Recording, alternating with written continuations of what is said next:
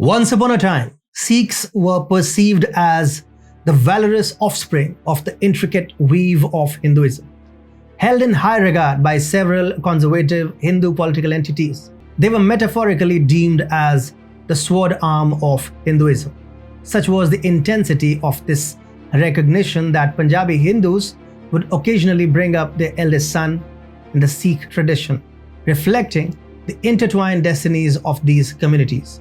Marriages interwove the two faiths, creating a harmonious blend of culture and beliefs. The echoes of a Sikh's voice proclaiming Sherawali Mata Di Jai could be heard intertwining with a Hindu man's reverent chant of Jo Bole So Nihal Sat Shri Akal. These refrains, now echoes of a bygone era, are the vestiges of a once shared culture when unity transcended religious distinctions.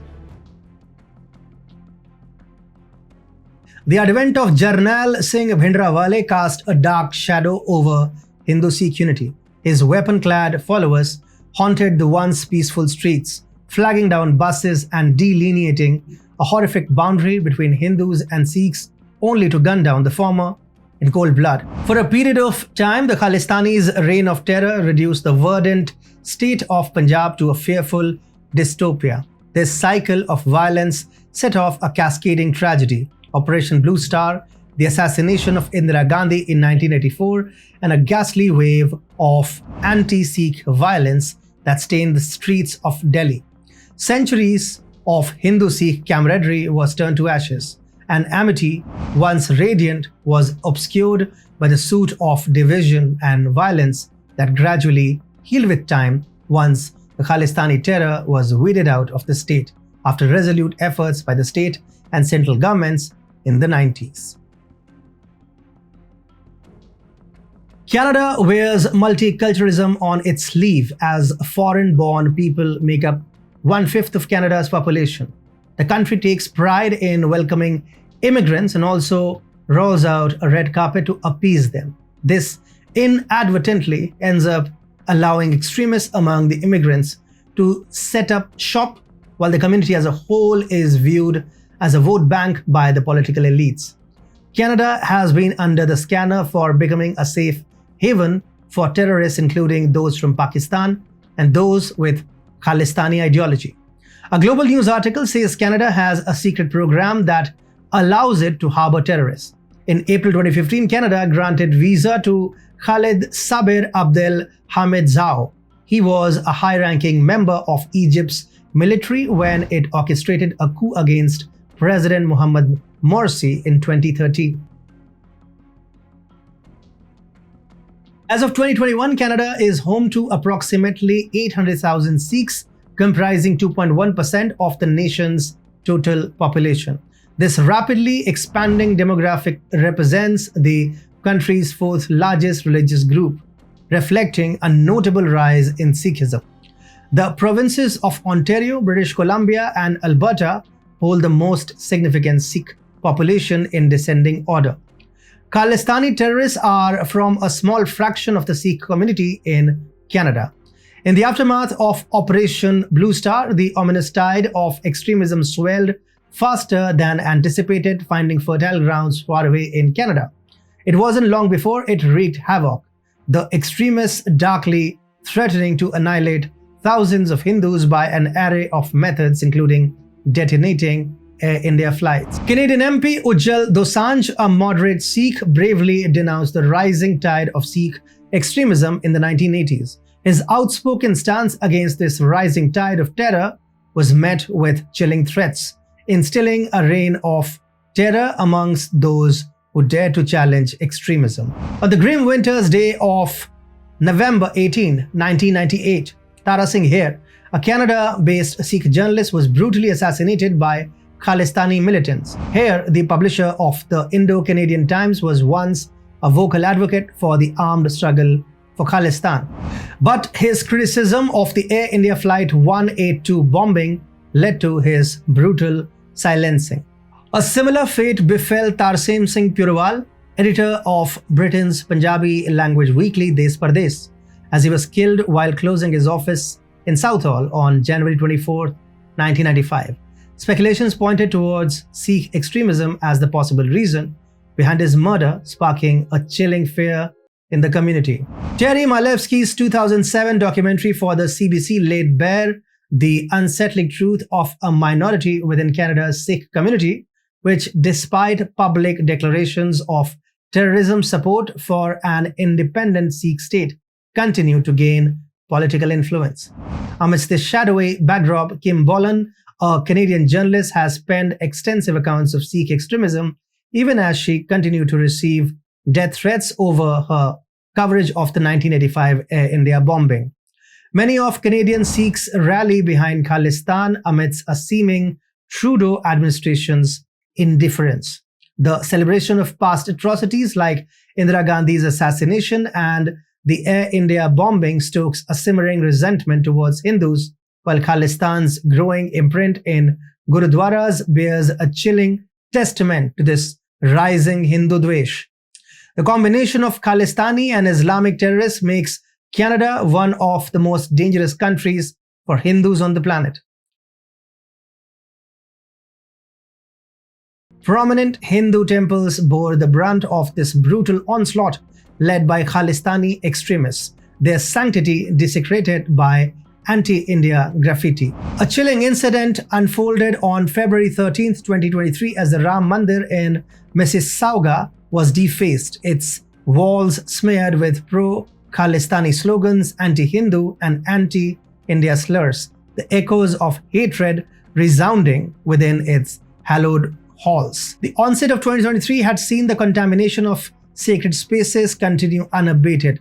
A Hindu temple in Brampton, Canada fell prey to a similar act of desecration in January, where hate-laden messages against India and Hindus scarred its walls, inciting widespread outrage amongst the Indian community. In the fading light of September 2022, the Baps Swaminarayan Mandir in Toronto had witnessed its fair share of violence as it was marred by Canadian Khalistani extremists. This relentless defacement, this tangible hatred, left an indelible mark on the serene tranquility of the temple. A year before, February 2022 had seen the Greater Toronto area gripped by an atmosphere of palpable fear.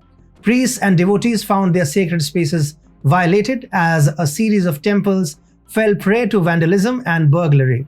Cash from donation boxes disappeared, and even the precious ornaments adorning the divine murtis were stolen, suspected to be the handiwork of Khalistanis. The hateful narrative weaved by the acts of Khalistani extremists shrouded the community in ominous darkness.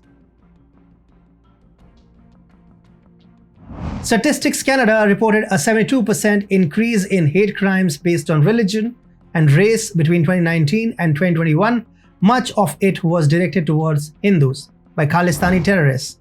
This has led to increased fear among minority communities, particularly the Hindu community. Last September, the Ministry of External Affairs issued a statement condemning the rise of hate crimes against Indians and anti-India activities in Canada, expressing their concern with stern language.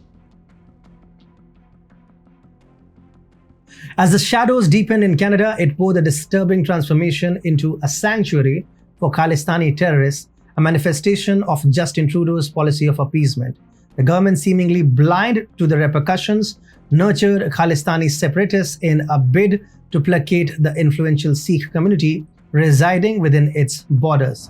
With over 10 Sikh MPs, Trudeau's cabinet was a testament to this. In 2018, a chilling revelation surfaced as Trudeau's entourage on his visit to India included a convicted terrorist, Jaspal Atwal, known for his ties to Khalistani separatism and his dark history as a convicted assassin. Atwal had previously attempted to murder an Indian minister on Canadian soil in 1986. Decades later, Atwal found himself on Indian soil, flying alongside Prime Minister Justin Trudeau. The silence from the Canadian administration did nothing to quell the rising storm of questions about how a Khalistani separatist and a convicted criminal had infiltrated Trudeau's inner circle and even accompanied him on his international visit. Despite the resounding protests from India, Trudeau remained obstinate, refusing to retreat from his pro-Khalistan politics. His political maneuvering, a blatant game of vote bank politics, seemed to hold the lives of Hindus in Canada in disregard. The rise of Jagmeet Singh casts a foreboding shadow over the Canadian political scene, signaling a distressing trend of extremism seeping into mainstream politics. As the first Sikh at the helm of a significant Canadian political party, the New Democratic Party, Singh's ascent has served to invigorate the dormant Khalistani elements within Canada. His public endorsement of the Khalistan movement, coupled with photographs capturing him in company of infamous Khalistani terrorists, underscores his affiliation with these separatist forces. The NDP, under his leadership, brazenly voices support for the contentious Khalistan referendum, further fueling the rising flame of separatism. His widespread popularity among Sikh Canadians and his powerful alliance with Trudeau arm him with considerable political influence. However, it's this very power that paints him as a looming threat to the Hindu community in Canada, creating an atmosphere of impending menace under the shadow of his political clout. Several requests from the National Investigation Agency, or the NIA, for the extradition and deportation of terrorist operatives and pro-Khalistani elements who are wanted for their alleged involvement in cases of terrorism, murder, and other related offenses are pending with the Canadian authorities, according to government officials. In a move of firm resolve, the Narendra Modi administration presented a stern démarche to Justin Trudeau's government in the wake of the Khalistan referendum. The purpose was a forthright request for Canada to put an end to the Khalistan referendum orchestrated by a blacklisted organization in Ontario.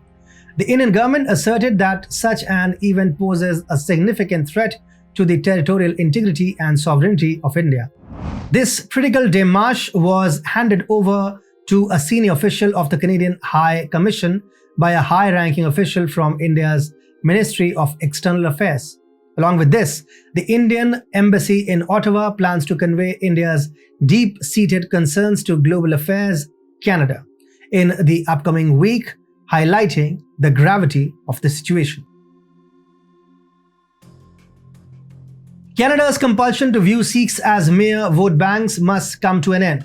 The nation must take an unwavering stand, fiercely cracking down on the infiltrating terrorist elements. It must collaborate intimately with India to identify and neutralize the insidious Khalistani machinery that threatens peace and harmony. Above all, Canada must ensure a tranquil existence for its Hindu population, safeguarding their rights and enabling them to live and work in peace, free from the specter of hatred and violence that currently casts a long, dark shadow over their lives.